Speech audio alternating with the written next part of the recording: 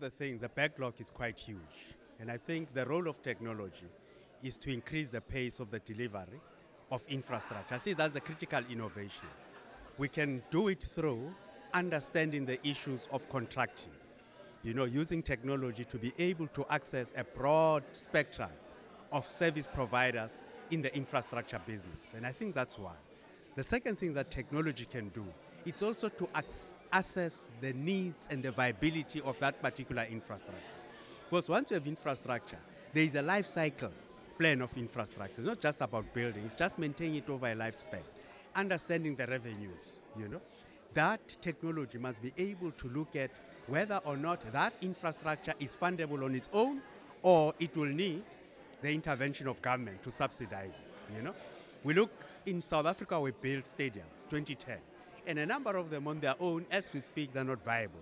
They have become, some of them, the burden of the cities. And I'm saying it's important to anticipate that so that the cities, through technology, can anticipate their cash flow needs to maintain this infrastructure.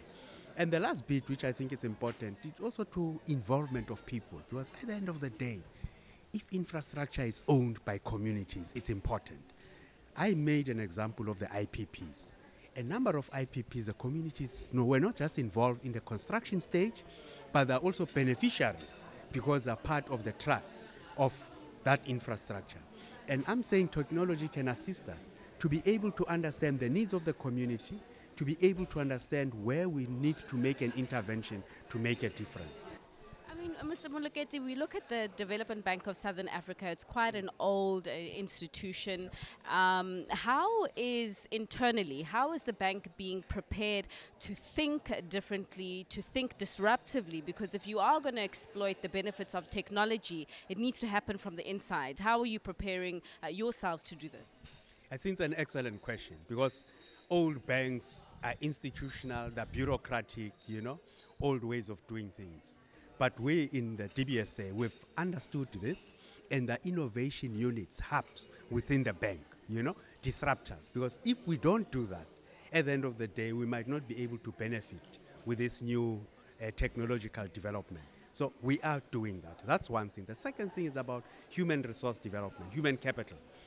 There's a need to change the mindset of people, to be able to appreciate the value and the contribution of technology. Because technology doesn't answer your questions, on its own. It needs human beings who are tuned to be able to use it to the benefit of the institution and to the benefit of the community. So we're focusing on human development.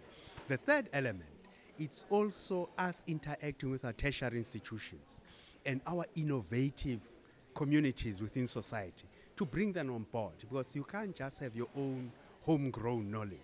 Knowledge is quite diversified. It's important for you to have partners in the tertiary institution, in other innovators, to bring them on board. This is what we're trying to do. We are succeeding, yes, we can see gradually that we're succeeding. One of the key pilots that indicates that we're succeeding is project preparation. We've established a unit that deals with project preparation so that we can unlock the potential of the DBSA to invest in projects. Because the key thing is how to come up with bankable projects. You need to set aside technology, technical people, and resources to come up with bankable projects. That's where I think we are also integrating the innovation. But then would you also say it's the responsibilities of the entrepreneurs on the ground who come knocking on the door of the DBSA for finance to have projects that look different by the way of, solving some of the challenges we have in water, in transport, in communication, in renewable energy? So do these entrepreneurs also need to have projects that are aligned to this fourth industrial revolution? Absolutely. It's a two-way street. The point that we're making is so important. You look at South Africa, we are a water-scarce country. But you look at water wastage through old pipes, leakages, and there is technology to trace the leakages. So if you have an entrepreneur who can come up with technology that will be able to assist the municipalities to trace the leakages, what would happen is that unaccountable water, will be reduced, because I call that you can't bill for water that leaks from your pipes and all that. So it will improve from the municipality side their own revenues, but from the countryside it will improve our sustainability because we'll be using this scarce resource much more efficiently. It is quite indeed. Entrepreneurs must come knocking. I think it's the field is so wide that it's not just about technology, it's also about application, the engineering to solve human problems. And we have an open door as a DBSA. And lastly, development finance institutions are looking for more help. You've mentioned the private sector involvement being critical to addressing some of the sustainable development goals and actually meeting them in 2030. But the private sector is saying create and enable an environment for us, create an environment that is profitable, that doesn't only just do good to society, but does good to our pockets.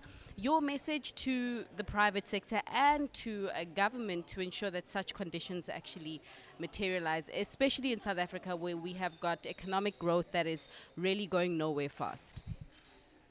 One of the things that we should do, let's talk about government, is to create policy certainty.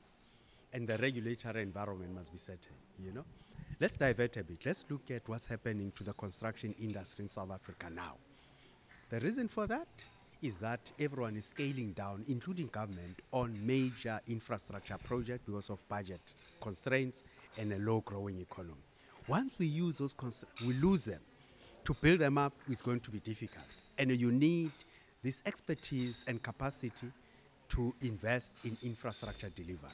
And I think that's one of the things. So government must get this act in terms of creating policy certainty and also the decisions. If we say we're spending X billion rands on infrastructure, let that happen, That's one thing. The second thing on the side of the DFIs, there's always a gap where there's a need to mitigate the risk of the private sector, We must continue to do that because that's one way of beginning to crowd in private sector investment.